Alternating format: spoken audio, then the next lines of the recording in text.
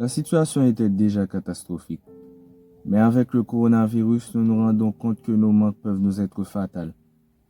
Notre système de santé est extrêmement faible. La majeure partie de la population haïtienne n'a pas de logement ou est mal logée. Elle n'a presque pas accès à l'électricité, elle n'a pas accès à l'eau potable et est très mal informée. Mais je pense que le plus écœurant, c'est le risque d'insuffisance alimentaire qui plane sur le pays. Et moi, je trouve ça injuste à cause de ce que j'ai découvert durant l'été 2018 lors de mon voyage à Jérémie. L'objectif de ce voyage était d'avoir plus d'informations et de clichés sur les abeilles et les plantes. Mais je dois tout de même admettre que je suis un peu passé à côté du but, car je n'avais que deux obsessions, c'était profiter de la mer et mon crâne rasé. Néanmoins, j'ai fait une découverte beaucoup plus intéressante, et c'est que le sol jérémien permet une production de malade. Genre les bananes, les mangues, les cannes à sucre et les autres denrées de la région étaient hyper grosses. Ça me paraissait étonnant et ça avait rendu mon voyage beaucoup plus intéressant. Après avoir vu ça, je cherchais une explication. Et je me suis souvenu que sur la route menant à l'ermite, il y avait des billboards de la FAO. Et là, je me suis dit, ben d'accord, l'organisation a donné des engrais, des pesticides aux paysans et après utilisation, les produits agricoles de la région sont devenus plus gros. Mais lorsque je suis allé questionner les paysans, ils m'ont dit que ce phénomène, genre le grossissement, il est dû au passage du cyclone Matthew en 2016. Donc, le cyclone Matthew qui avait ravagé Jérémie et les zones avoisinantes. Mais le cyclone avait surtout ravagé Jérémie. Donc, et ils m'ont dit que c'est dû au cyclone Matthew et qu'ils ne fréquentent pas vraiment des membres d'organisations non gouvernementales.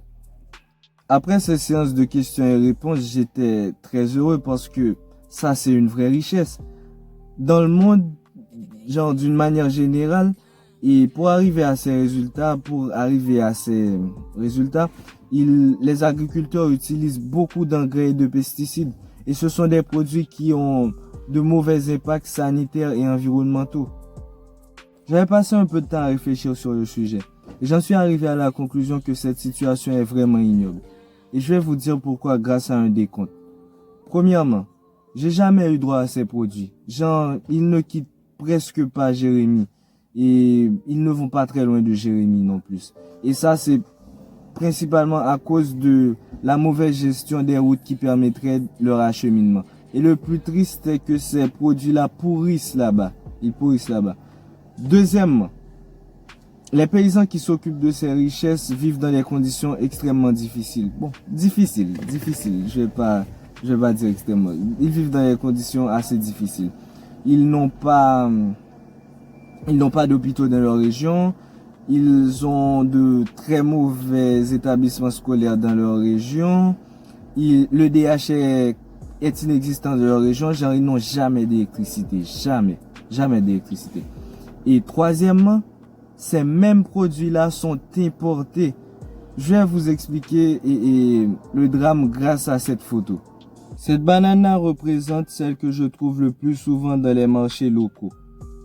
Celle-là représente celles qui pourrissent dans les zones rurales. Et pour finir, on a celle-là qui fait à peu près la même grosseur que les bananes que nous importons de la République dominicaine. Et n'allez pas croire que j'essaie de placer notre production au-dessus de la leur. Non, la République dominicaine est la capitale de la banane biologique. Ce titre veut dire qu'elle fait partie des plus grands acteurs dans ce secteur. Donc ça, c'est leur rejet. Donc nous importons leur rejet et nous laissons pourrir nos bonnes denrées. Et c'est pas un cas isolé, loin de là. C'est la même chose pour le riz Artibonite et beaucoup d'autres produits agricoles et partout à travers le pays. Le plus triste, c'est qu'avec le coronavirus, les échanges commerciaux sont soit stoppés, soit diminués de manière drastique. Et c'est ce qui augmente les risques d'insuffisance alimentaire dans un pays comme Haïti. Et ça nous montre à quel point il est important de prioriser la production locale et de prendre soin de nos sols. J'ai réalisé plusieurs tests de sol au cours de l'année 2018. 5 à Jérémie, 5 à la Croix des Bouquets 3 à des dunes et 2 à Port-au-Prince. Alors, un test de sol consiste à fouiller le sol à une vingtaine de centimètres de profondeur afin de pouvoir réaliser des observations. Et si je devais faire un classement à partir de ça, Jérémie serait placé en première position en termes de bonne qualité de sol. Le sol jérémien est frais et dedans j'ai trouvé plus de fourmis, de vers de terre et plus de cocorates. C'est comme ça qu'on les appelle en créole. Donc le sol jérémien est plus riche en matière organique et de meilleure qualité physique. Mais ce sont tous des sols en bonne santé. La santé des sols est une chose dont on se préoccupe de moins en moins. Et c'est bien dommage puisque 95% de l'alimentation de l'humanité dépend des sols.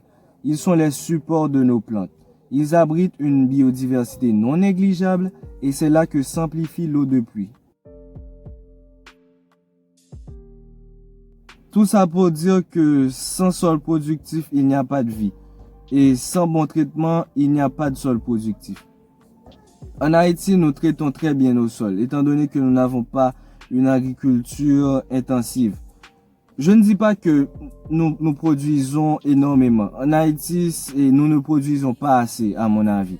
Mais c'est très triste que nous ne puissions pas jouir de nos ressources.